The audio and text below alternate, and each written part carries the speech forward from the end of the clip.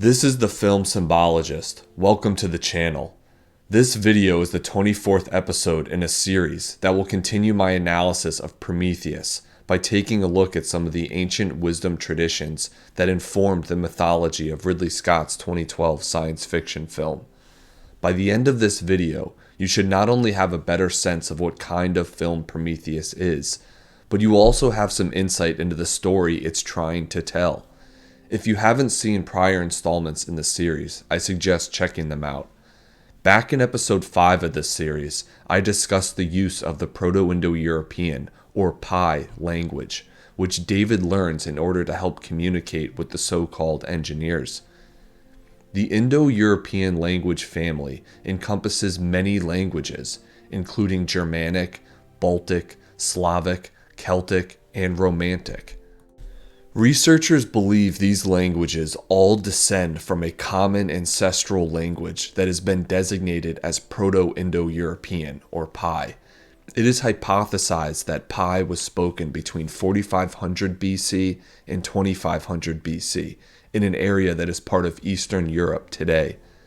As ancient peoples migrated from this area and spread across Europe, the Middle East, and Asia, distinct languages emerged. However, enough similarities and patterns have remained between these distinct languages that researchers can reconstruct the source language that gave birth to them. In addition to linguists being able to theorize about the PIE language, anthropologists, philosophers, archaeologists, and others are able to hypothesize about the existence of a common ancestral mythology that may have informed today's religious and cultural traditions.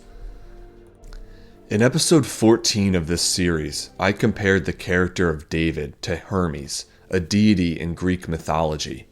Both figures share many common traits, and Greek stories about Hermes offer a lot of insight into David's actions throughout the film Prometheus.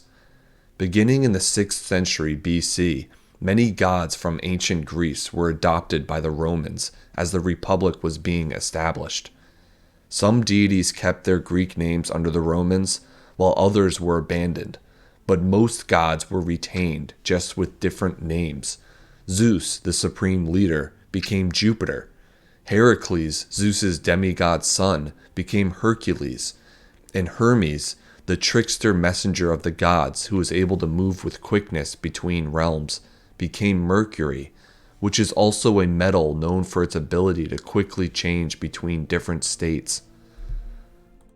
The incorporation of Greek mythology into Roman mythology is observable in the evidentiary record and is well known and documented. The Greeks and Romans are not unique. Examples of cultural cross-pollination are rampant throughout the ancient world. Just as incorporating vocabulary from other languages may assist us with expressing ourselves, this syncretism between different myths may enable us to better explore existential questions about human origins and purpose. Incorporating different ideas may allow us to see things from different perspectives and get a better understanding. And just as comparing languages enables us to see patterns in a common source, comparing mythological traditions may yield a similar result.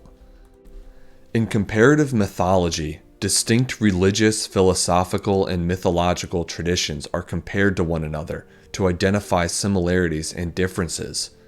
At first glance, the foundational stories that ancient and even contemporary cultures are based upon may appear incompatible. The names of deities, the languages in which the stories are written and spoken, the physical appearances and clothing of characters, and the tools, crops, and animals associated with stories are often different between cultures. But when you peel back these surface-level differences and look at the human actions, civilizational events, divine reactions, and the teachings of these traditions, many commonalities emerge. The mythologies of Sumeria, Egypt, Hittite, Babylon, other ancient Near East empires, New World civilizations like the Mayans, and Eastern cultures like ancient Hawaiians may appear unrelated on the surface, but many elements of these cultures' myths share similarities.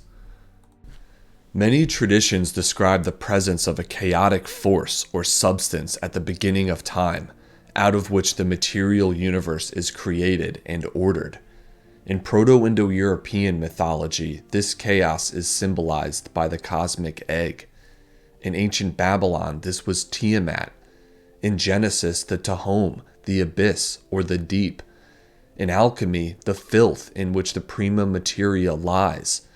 And in science, it's the primordial soup. In the Bible, the process by which chaos is ordered is known as the Logos, or the Word of God. In Eastern philosophy, this is the Tao, the road, the path, or the way. In Mesopotamia, there was Marduk. Through biology, we know that DNA stores discernible information. And with good science, there is the pursuit of truth. Multiple traditions describe emissaries of this cosmic order. In mysticism, there are spiritual beings. In various Mesopotamian traditions, there are Anunnaki who fulfill this role. In the Bible, there are angels. And figuratively speaking, RNA acts as a carrier of biological messages. Many myths also contain figures who rebel against the intended order of the cosmos and are exiled. This includes some of the Anunnaki who are associated with the underworld. In Greek mythology, these are the Titans who are imprisoned in Tartarus, and the biblical tradition describes fallen angels being sent to hell. There's usually one rebel in particular who earns eternal torment for interfering with man's intended role within creation. This includes Prometheus, who creates man and then gives him stolen fire and is chained to a rock where his liver is ripped out daily by an eagle in the Greek myth. The serpent in the Garden of Eden who is cursed for tempting Eve with the forbidden fruit. The alchemist who chases after the philosopher's stone. And in modern literary tradition, there's Frankenstein searching in vain for the secrets to life and death. And there's Nietzsche's Übermensch. In different traditions, mankind receives various punishments for transgressions. In our oldest surviving story, the Mesopotamian Epic of Gilgamesh, people are punished with a great flood by Enlil. In Greek mythology, Zeus punishes man with Pandora and her box filled with evil, and he also sends a flood to punish humanity for their wickedness. And the God of the Old Testament expels Adam and Eve from the garden, curses them, and at various times sends floods, plagues, and his wrath to earth. Frankenstein is cast into despair and ultimately dies while pursuing his creation. According to Nietzsche, God is killed by man's pursuit of scientific knowledge. Today, our attempts to achieve certain scientific, medical, or public health outcomes often result in unintended consequences that act as their own forms of punishment. A common element in the punishments that result from transgressions is a reimposition of primordial conditions that existed pre-creation. A flood, for instance, brings back the chaos waters from the sea. Disobedience against an established order, especially at the temptation of a rebel, may result in expulsion out into the wilderness. In the case of the Garden of Eden, this may be seen as a bad thing, while in the case of Exodus, liberation from an unjust Pharaoh may be seen as a good thing, even if you do end up in the desert.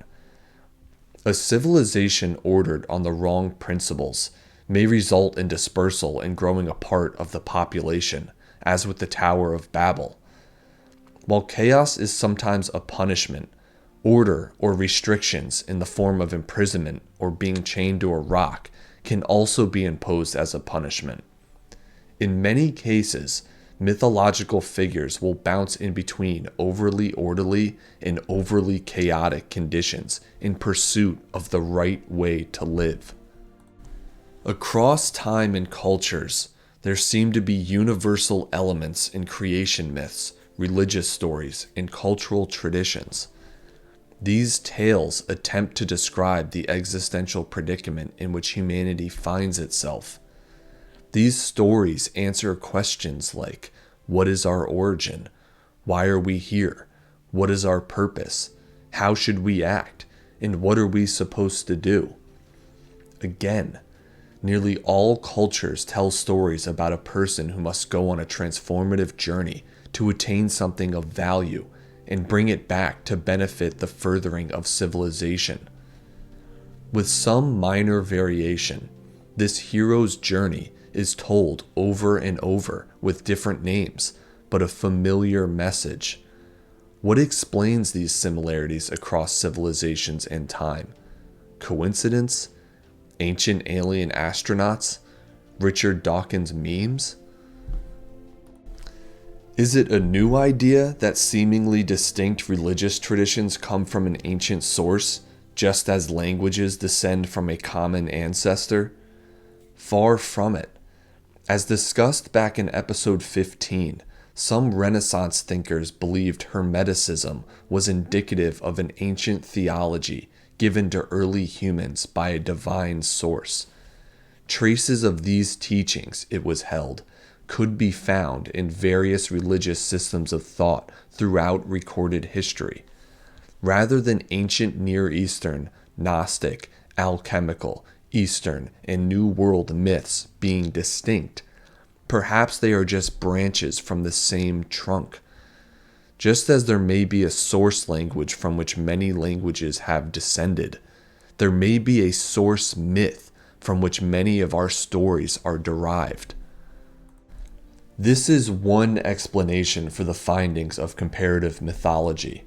Ancient aliens, deities, angels, and spiritual beings may have encoded humanity's pattern-seeking and storytelling ability into our genes, or they may have transmitted teachings to our ancestors through memes, or both, and then our ancestors retold iterations of these stories. The underlying structures of these stories may have remained fairly consistent, but as people dispersed across the globe, characters' names, elements of the stories, and even interpretations of their meanings may have changed. With each retelling, the story's original message could either be reinforced or misinterpreted. Straying from the teaching may result in a punishment, being cut off, or annihilation. Is this what happened to the ancient Sumerians, Egyptians, Hittites, Babylonians, Greeks, Romans, Mayans, and so on? They strayed from their instructions and were destroyed? In Ridley Scott's film, the so-called star maps may depict beings reminding each human civilization of the original teachings about how to act and warnings about what would happen if they stray too far. It seems like the movie's characters, with their access to information, should have been able to figure out that the artifacts are warnings. But apparently, technological advancement isn't all that is needed in order to decipher ancient wisdom, because Shaw, Holloway, and Whalen misinterpret the artifacts and erroneously go searching for humanity's beginning on LV-223. But are we, the audience, any better? We have access to enormous stores of historical data, information, and stories. Yet many of us believed the star maps were invitations. In our daily lives, we constantly repeat the same mistakes as previous generations. Do we do this because we've forgotten the lessons of the past? Should we be surprised that fictional characters in the future would be similarly plagued with forgetfulness? Or is it more that there's just too much information out there to wade through and distill into something discernible? Do we need a summary, a highlight reel, a creative retelling of past stories to help us? Isn't that what Ridley Scott has given us with Prometheus? A work of science fiction that simultaneously draws wisdom from the past through comparative mythology and projects that out into a hypothetical future set within the alien universe to tell a story that is vitally important for contemporary audiences? With Prometheus, Ridley Scott syncretizes a variety of ancient myths and modern narratives by directly referencing their source materials in his 2012 film. Characters like Wayland discuss the Greek titan's theft of fire. David watches in quotes from Lawrence of Arabia. Holloway references Pinocchio, and so on. There are also more subtle references like those made to Mary Shelley's Gothic horror novel Frankenstein. Scott places these other narratives, movies, and works of literature from our world into his film's universe, thereby deepening the connection between the story he's trying to tell and the story we are all living out each day. Not only that, he also manages to synthesize the messages of stories from around the world and across time for the purpose of retelling these narratives in an original way through the events of the film.